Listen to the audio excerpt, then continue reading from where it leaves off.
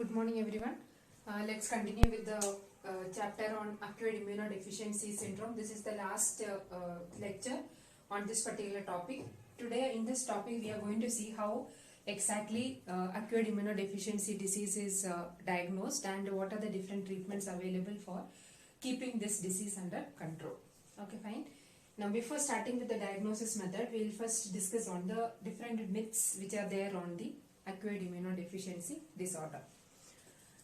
In the case of AIDS patient, we have seen in very many articles and all, we have seen that people are always keeping a distance from the AIDS patient. Okay, the acquired immunodeficiency disease or HIV transmission will not happen because of touching or by sharing the room or sharing the clothes or sharing the food item. It will not be transmitted from one person to the other person, because this particular disorder that will happen only through the infection happens only through the body fluids. So whenever the body fluids are transferred from one infected individual to the other individual, there is a chance of transmission of this disease. Otherwise, by sharing the room or sharing food or touching or by being very close to them, that will not transmit this disease from the patient.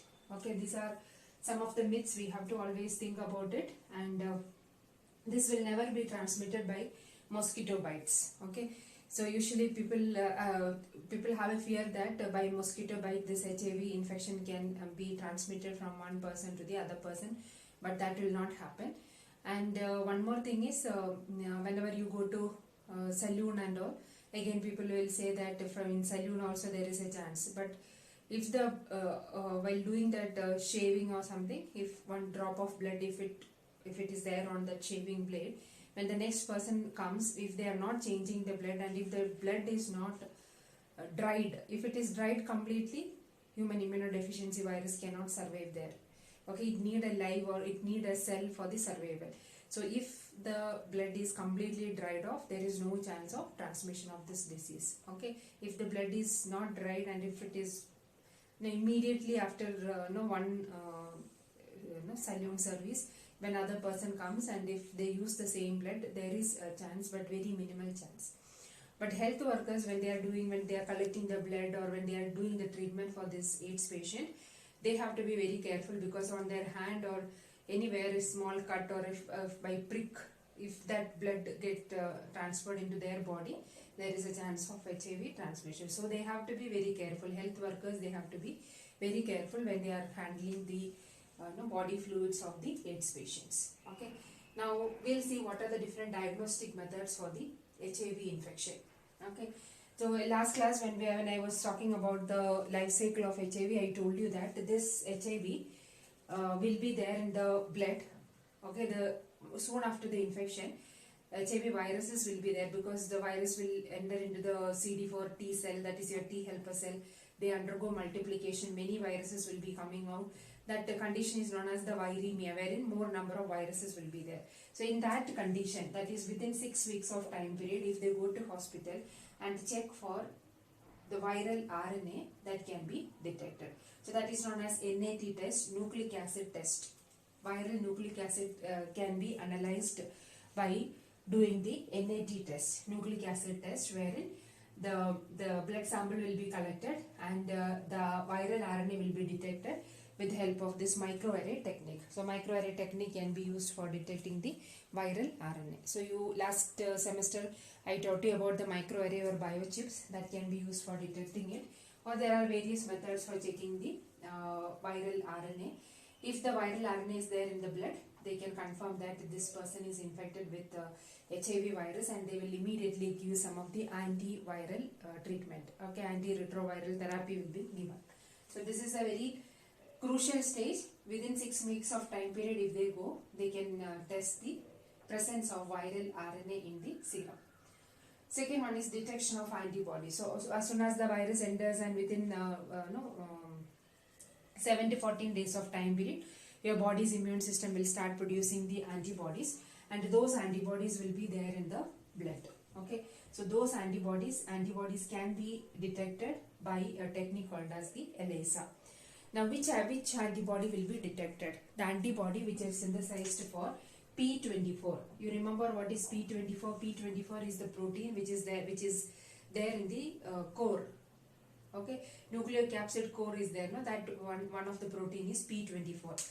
Now that P24 protein, antibodies will be produced against the P24 protein because during the infection, the nuclear capsid along with the genome enter into the cell. As I told you in immunology, the other classes, I told you that the nucleic acid is not considered as an antigen, but since this viral genome enter into the cell with the nucleocapsid, the nucleocapsid protein P24 will be identified as an antigen and the body will start synthesizing antibodies. So within 14 days of time period, if they go with 14 days, not only 14 days, after 7 days of time period, when they go for 1 month of time period, they can identify the infection by checking the antibodies and also antigen. Antigen in the sense you can identify the glycoprotein 40, glycoprotein 120 or nucleocapsid protein. All those antigens can be detected with the help of ELISA technique. So last class also I mentioned you about the ELISA technique. ELISA technique is usually done on a plate called as the microtiter plate, 96 well microtiter plate. So if you are detecting antigen, so these are the microtiter plate, 96 wells will be there. So if you are planning to detect, identify the presence of antigen, what you need to do is, you have to into the microtiter well. So for your understanding, I will make a well like this. This is the enlarged form of one of the well. The well will have immobilized antibody. What are you going to detect? You are going to detect the antigen in the serum. Antigen in the serum of the patient. So into the clinic, one AIDS patient is coming. Now the patient is HIV patient is coming and he or she want to check whether he is infected. So what they do is they carefully take the blood and in the blood they make the serum. In the serum they can identify the presence of antigen by using this ELISA technique. So what is the method used? It is a ELISA microtiter plate will be used. Microtiter plate will be having immobilized antibody against whichever antigen you are looking for, glycoprotein 120, 140, 40 or the P24, any protein can be detected. So already the well is immobilized with the antibody, you need to add the serum into the well. If the serum has the antigen what you are looking for, the antigen will bind here. So once after the incubation time period, you need to wash the well. After washing the well, you have to add secondary antibody. What is secondary antibody? You remember in Western blotting also we have used the secondary antibody. So this is the antigen already bound. You need to add the secondary antibody. Secondary antibodies are conjugated with the enzyme. So when you add secondary antibody will bind here. It is conjugated with enzyme. You can add the substrate. Enzyme and substrate will react together and you can see a color here. Depends on the substrate, color can be seen. Okay, so this is how they detect the presence of antigen in the serum. Similarly, you can detect the presence of antibody in the serum by using this ELISA technique, wherein the microtiter plate, okay, this is the well of the microtiter plate. Microtiter plate will be immobilized with the antigen. Okay, so it immobilized with antigen and into that you have to add the serum. What is there in the serum? Serum will have antibody. So as soon as you add serum into the well, antibody will bind there. Then you have to add the secondary antibody. Secondary antibody is also conjugated with enzyme. Then you add substrate. Enzyme and substrate react together and it gives the color. Okay, so this is how ELISA is used for checking the antibody and the antigen. And this can be confirmed by doing the Western blotting. So how will you do Western blotting? First, what are the steps in Western blotting? One is SDS page. First one is preparation of serum protein. You need to prepare the serum protein. Then you do SDS page. Then you have to do the blotting. And then last step is immunodetection. These are the steps involved in the Western blotting. So first you need to prepare the serum. Serum will have the antigen or whichever protein we are looking for, it will be there in the serum. Then you have to do the SDS page. Okay, SDS page of the serum. So when you do the SDS page of the serum into the well, you have to load the sample, do the SDS page and you get the bands. All the proteins which are there in the serum get Once after the separation, what you have to do? You need to go for the blotting. You remember the blotting? two cassettes are there, anode cassette cover and the cathode cassette cover. Then you have to keep the sponge, then filter paper, then your gel and your blotting membrane. Close it tight. You remember last semester we did it. Put the screw, tight it completely, then insert into the blotting buffer. Do the blotting for 30 minutes of time period. During that 30 minutes of time period, whatever bands are there in the gel, that get transferred into the nitrocellulose membrane. Now we have to take out the nitrocellulose membrane. Nitrocellulose membrane will have the protein band. Whichever protein you are looking for, that for that particular antigen, you need to add the antibody. Okay, antibody which is conjugated with the enzyme, it binds there. Then you add the substrate, reaction happens, and you can see a colored spot on the nitrocellulose membrane. So that is a confirmatory test. Once after doing the ELISA, you can confirm the presence of the antigen in the serum by doing the Western blotting. Confirmation by Western blotting. And then another test is you can check for the CD4 T cell count. What is CD4 T cell count? T helper cell. Yesterday I told you that whenever a person has HIV infection, his or her CD4 T cell count will be drastically decreased. If the CD4 T cell count is less than 200, okay, if it is less than 200, that indicates that they have HIV infection. Okay, clear? If the CD4 T cell count is less than 200, that indicates that they have HIV infection. Now, how do you check the CD4 T cell? There are cell cytometers are there. Cell cytometers are used for checking the CD4 T cell and the CD8 T cell. Both can be checked with the help of the cytometer. And also, you can go for the flow cytometry. You would have studied in the last semester, previous semester, flow cytometry. Flow cytometry is one of the method to check the number of CD4 T cells. Okay, so cytometer can be used, and also you can use the flow cytometry method to find out the number of T helper cell. If it is less than 200, that indicates a person is infected with the human immunodeficiency disorder. Now, that's all about the diagnosis. Now we are going to check what are the different methods for therapeutic agents which are available for the infection. Now, different therapeutic agents are available, and there are different drugs which are available to keep the infection under control. As I told you, you cannot cure. The person will not get a complete cure from the disease. The infection can be kept under control by using different types of therapeutic agents. So there are different drugs which are available. The drug which will block the integrase, the drug which blocks the reverse transcriptase, and the drug which blocks the protease. You remember all these three enzymes are there in the retrovirus itself, right? Within the nuclear core complex, there is a RNA, single stranded RNA, 2 copies of single stranded RNA genome is there, which is associated with 3 different enzymes, 2 copies of reverse transcriptase, 1 protease and 1 integrase.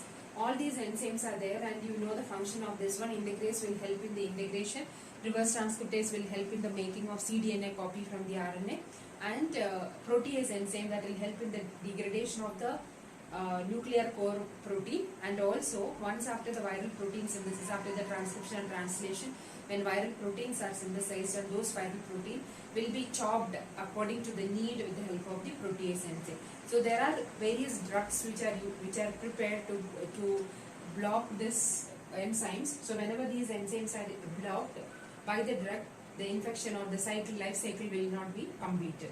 Okay, to block the integrase, there are drugs which is called as sidobudin or nevirapine and abacavir. These are the 3 different types of drugs which are used for blocking the reverse transcriptase.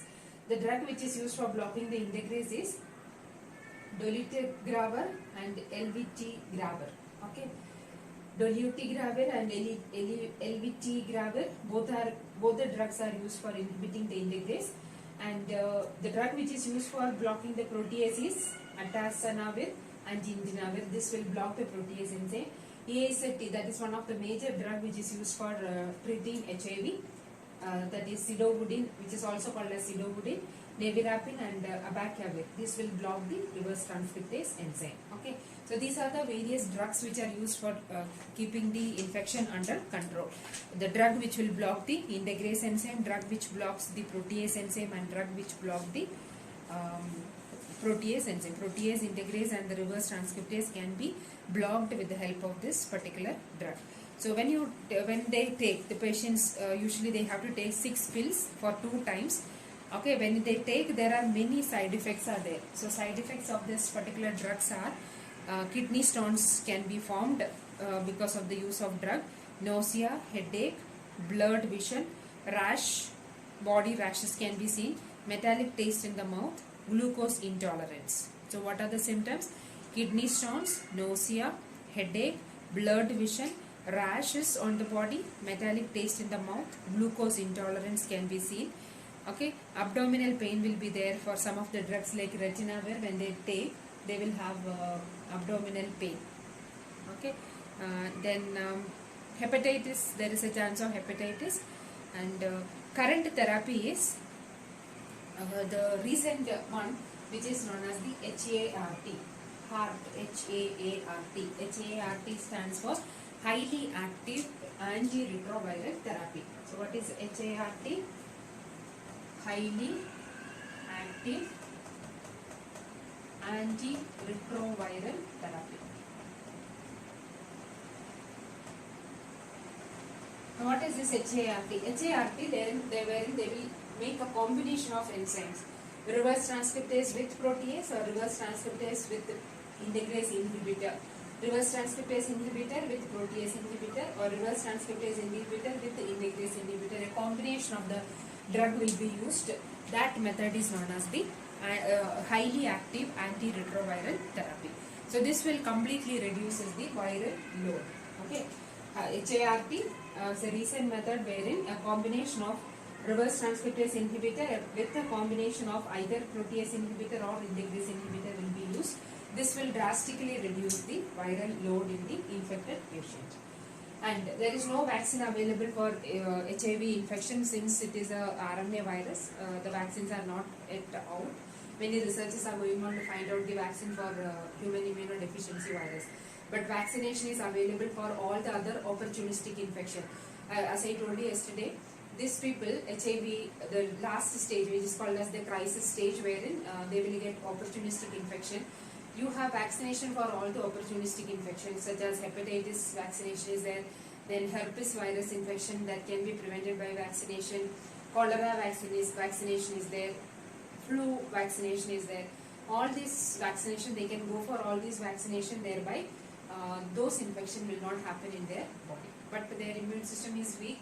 Because of that, vaccine, working the vaccine or the activation of the vaccine in the body, that is again a question mark.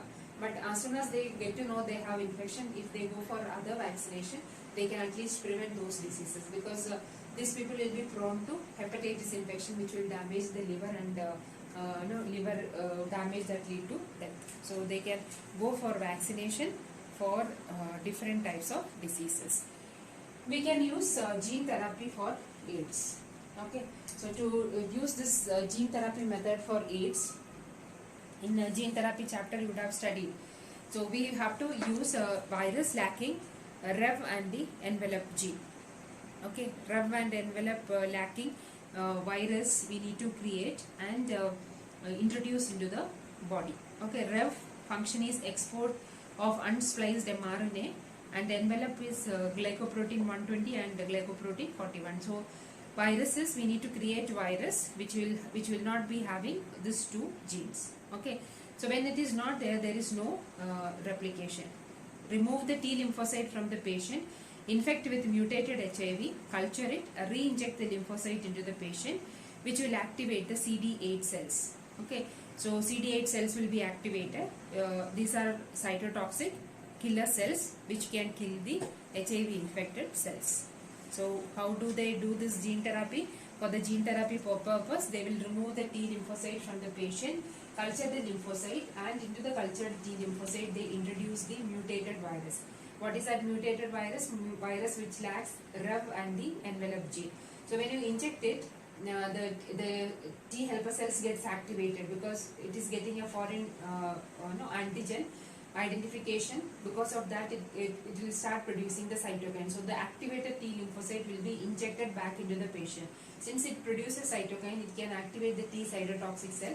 So those T cytotoxic cells, after the activation, they will kill the infected cells which are there in the body. Okay. HIV infected cells will be identified by the T cytotoxic cells and they kill the T cytotoxic cells. That is the gene therapy which is used for AIDS. One is another technique is antisense RNA technology.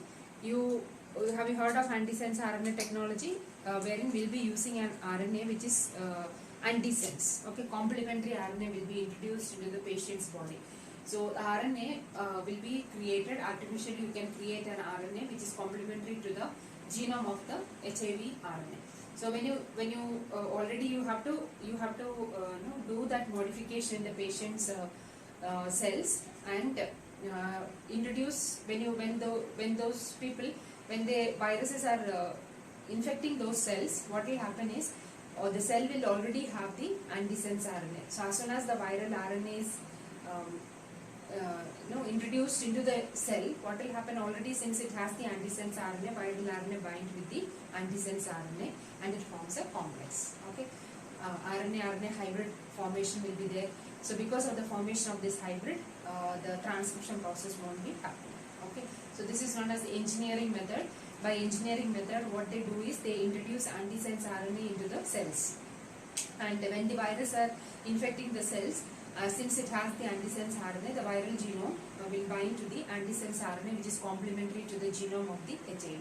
So when it forms an RNA hybrid, the further transcription, gene expression will not be happening because the RNA is completely blocked by the antisense RNA. So that is a method. Still again this is again under research thing, because the entire cells which are there in the body, we cannot make them engineered. That is the drawback of this method. Otherwise this method is a very useful method. They are using liposomes for the delivery of this antisense RNA into the cells, but the success rate is not that high because we cannot introduce antisense RNA into all the T cells which are there in the body. That is the drawback of this antisense RNA technology. Last one is monoclonal antibody to block the CD4. You know that this HIV glycoprotein will be binding to the CD4 receptor. So if you block the CD4 receptor with the help of monoclonal antibody, so this I have taught you under monoclonal antibody chapter itself. If you don't remember, please go through that chapter. I'll tell you once again, you have to prepare a monoclonal antibody which can bind to the glycoprotein. So after preparing the monoclonal antibody, inject into the patient, monoclonal antibody will bind to the CD4 receptor, thereby CD4 receptors are not free for HIV to bind. Thereby you can keep the infection under control. But though they'll have to go for frequent injections of monoclonal antibody, it's a very costly affair. And one more thing is, they are trying to make drugs and antibodies which will block the fusogenic receptor. Yesterday I told you about the fusogenic receptor, CXCR4 and CCR5. These are the two types of fusogenic receptor which plays a major role in the integration of the virus to the host cell. Along with the CD4 receptor, the cell should have these receptors. If you can block those core receptor, instead of blocking the CD4, you can use monoclonal antibody to block those fusogenic receptor. Then you can keep the infection under control, or you can use some of the drug which will completely block the fusogenic receptor. So these are the various treatments currently available for keeping the infection under control. Drugs which will block the integrase, drugs which blocks the reverse transcriptase, drugs which blocks the protease. These are the examples. Then another one is a combination of two drugs will be used, which is called as HART. HART stands for highly active antiretroviral therapy. Then you can use gene therapy for AIDS, wherein lymphocyte will be cultured and it will be infected with a mutated HIV virus, and then reintroduce the lymphocyte into the patient, which will activate the T cytotoxic cell. Antisense RNA therapy, wherein antisense RNA will be introduced into the host cell. Thereby, as soon as the HIV genome enters into the cell, HIV genome binds with the antisense RNA. And last one is monoclonal antibody to block CD4 and monoclonal antibodies to block fusogenic receptor. What are the fusogenic receptor? CXCR4 and CCR5. These are the fusogenic receptor that can be blocked with the help of monoclonal antibody, or with the help of drugs you can block them. So that's all about the human immunodeficiency virus. 3 lectures I have finished used for this acquired immunodeficiency syndrome. Please go through all the lecture, clarify all the doubt, because it's a very, very important chapter. You can expect some questions from this chapter. Okay. Thank you so much.